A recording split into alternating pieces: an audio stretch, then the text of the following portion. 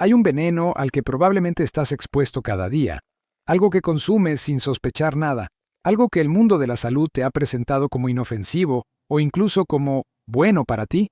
Y ese veneno está destruyendo tus nervios lentamente, en silencio, sin que sientas nada al principio, sin que ningún análisis de rutina lo detecte a tiempo, y para cuando el hormigueo empieza, para cuando las manos se adormecen sin razón aparente, para cuando los pies arden de noche y no puedes explicarle al médico exactamente qué sientes, porque no hay palabras que lo describan con precisión. El daño lleva años acumulándose y nadie te dijo que podías haberlo detenido.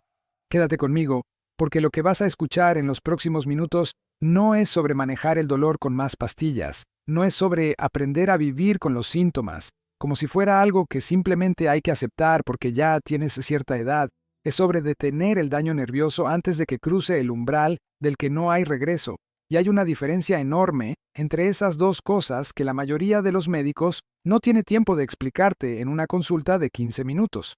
Soy el Dr. Gabriel Montoya y he dedicado décadas a trabajar con personas mayores que llegaron a mi consultorio convencidas de que lo que estaban viviendo era inevitable.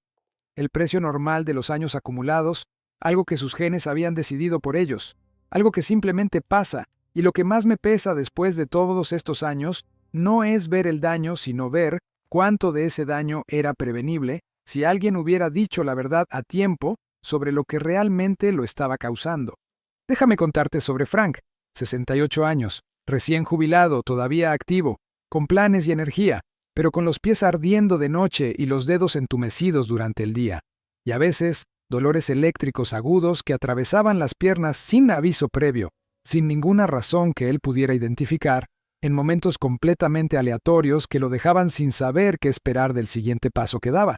Y cuando fue al médico le dijeron, probablemente es el envejecimiento, tal vez la circulación, quizás una de esas cosas que simplemente pasan con los años y que no tienen solución específica porque no tienen causa específica.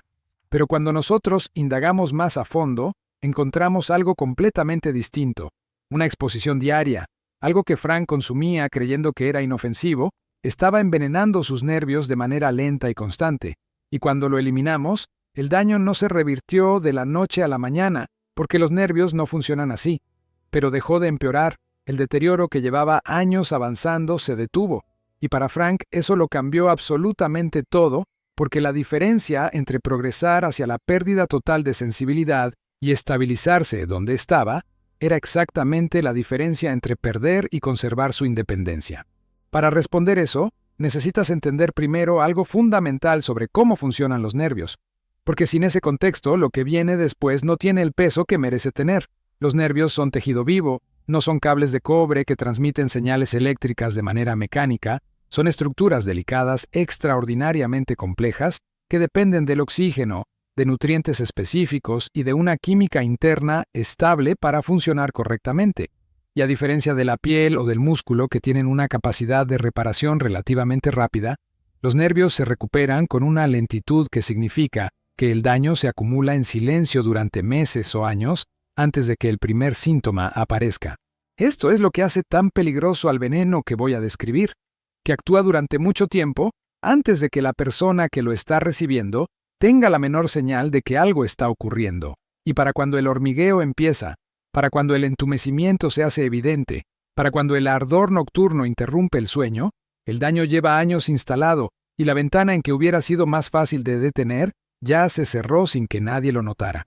El peor veneno que destruye los nervios de las personas mayores no es algo dramático ni exótico, no son productos químicos industriales, no son toxinas poco comunes que solo existen en ciertos ambientes de riesgo, ni siquiera es el alcohol por sí solo, aunque el alcohol también cause daño nervioso real. El peor veneno es algo mucho más frecuente, algo que está en la cocina de la mayoría de las casas, algo que aparece en dietas que se presentan como saludables, algo que los médicos y los nutricionistas recomiendan con regularidad sin imaginar el daño que está causando en los nervios de las personas que reciben esa recomendación de buena fe.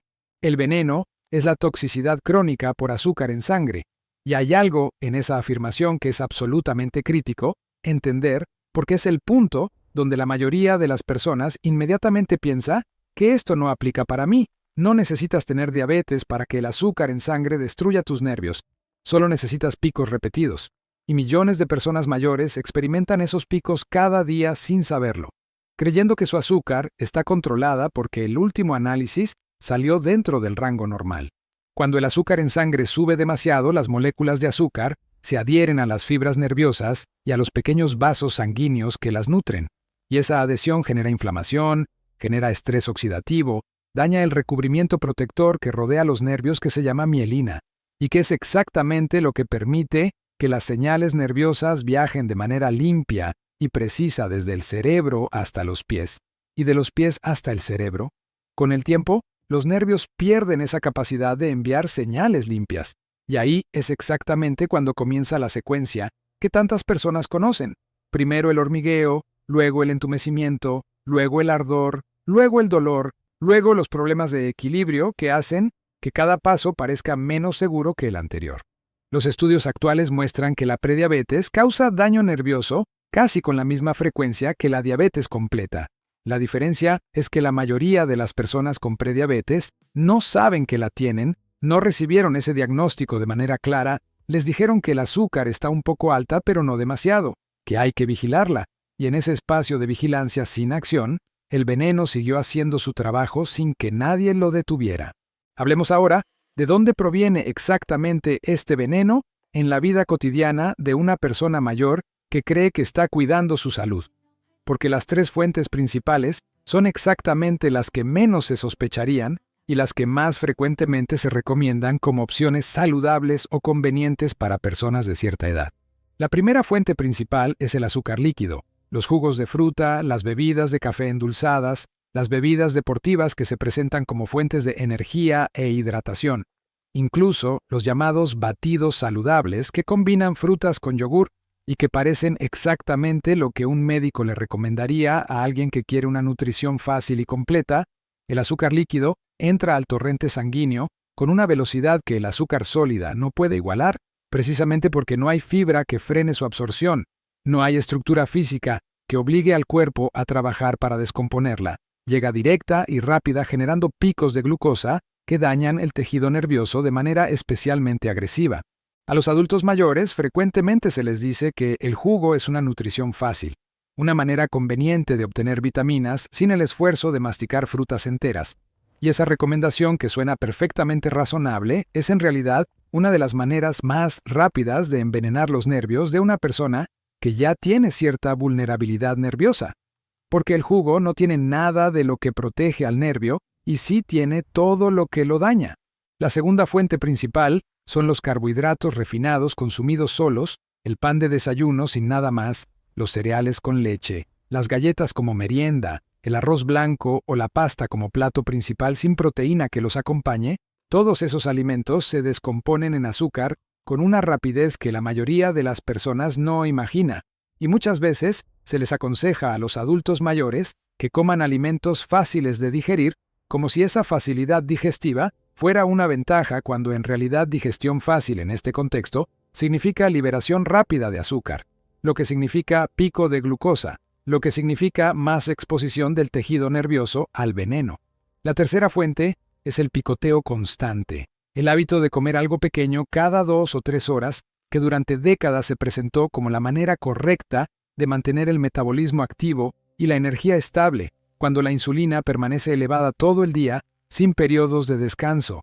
Los nervios nunca tienen una ventana de recuperación. Nunca hay un momento en que la exposición al azúcar baje lo suficiente para que el tejido nervioso pueda estabilizarse, y esa exposición continua es exactamente lo que los mantiene en un estado de inflamación crónica de bajo grado, que con el tiempo acelera el deterioro. Y hay algo más que la mayoría de las personas nunca escucha. Ciertos medicamentos muy comunes en personas mayores interfieren silenciosamente con la absorción de nutrientes que los nervios necesitan para mantenerse íntegros, especialmente las vitaminas del complejo B, algunos bloqueadores de ácido estomacal que millones de personas toman diariamente durante años, algunos medicamentos para controlar el azúcar en diabéticos y ciertos fármacos para el colesterol pueden agotar los niveles de vitamina B12 de manera tan gradual que la deficiencia no se detecta hasta que ya está causando daño nervioso real. Susan tenía los pies entumecidos desde hacía años, y los médicos lo atribuían al envejecimiento con la misma certeza de quien tiene una respuesta preparada sin haber buscado la causa real. Cuando examinamos sus niveles de nutrientes, encontramos una deficiencia severa de B12, y la causa no era su alimentación, que era razonablemente buena. Era un medicamento que había tomado fielmente durante años sin que nadie le mencionara ese efecto secundario. Una vez corregida la deficiencia, el daño nervioso dejó de avanzar. No se revirtió porque los nervios no funcionan así, pero se detuvo, y esa diferencia entre progresar y estabilizarse era exactamente la diferencia entre perder el equilibrio de manera permanente y conservarlo. La neuropatía rara vez tiene una sola causa. Generalmente es una combinación de toxicidad por azúcar en sangre, que es el acelerador principal, inflamación crónica que amplifica el dolor y la sensibilidad, agotamiento de nutrientes que hace frágiles a los nervios, y mala circulación que reduce la entrega de oxígeno al tejido nervioso. Pero la toxicidad por azúcar en sangre es la gasolina sobre el fuego. Es el factor que, cuando está presente, hace que todo lo demás empeore más rápido y sea más difícil de controlar. Ahora llegamos a la parte que importa. Si la toxicidad por azúcar en sangre es el veneno principal, ¿qué lo neutraliza, qué protege los nervios y qué cambios concretos puede hacer una persona mayor para frenar la progresión del daño nervioso de manera realista y sostenible? El primer paso, y el más importante para proteger los nervios, es estabilizar el azúcar en sangre. No bajarlo agresivamente hasta números perfectos, no perseguir rangos ideales a cualquier costo, sino mantenerlo constante a lo largo del día, sin los picos y valles que generan el daño más agresivo. Los nervios no necesitan perfección, necesitan consistencia. Cada pico brusco de glucosa es como una pequeña quemadura química en el tejido nervioso, y menos picos significa menos daño acumulativo. Esta es la regla más importante que enseño a las personas mayores con neuropatía, y es una que la mayoría nunca había escuchado antes. Nunca comas carbohidratos solos, ni fruta, ni pan, ni galletas, ni cereales, sin proteína o grasa saludable que los acompañe. Los carbohidratos consumidos solos llegan al torrente sanguíneo demasiado rápido y el azúcar sube bruscamente, de una manera que el nervio paga el precio inmediatamente. Pero cuando los mismos carbohidratos se ingieren junto con proteína o grasa saludable, la absorción se ralentiza de manera notable, el pico de glucosa es mucho más pequeño y gradual, y el mismo alimento que daña los nervios cuando se come, solo se vuelve mucho más seguro cuando se consume con el acompañamiento correcto.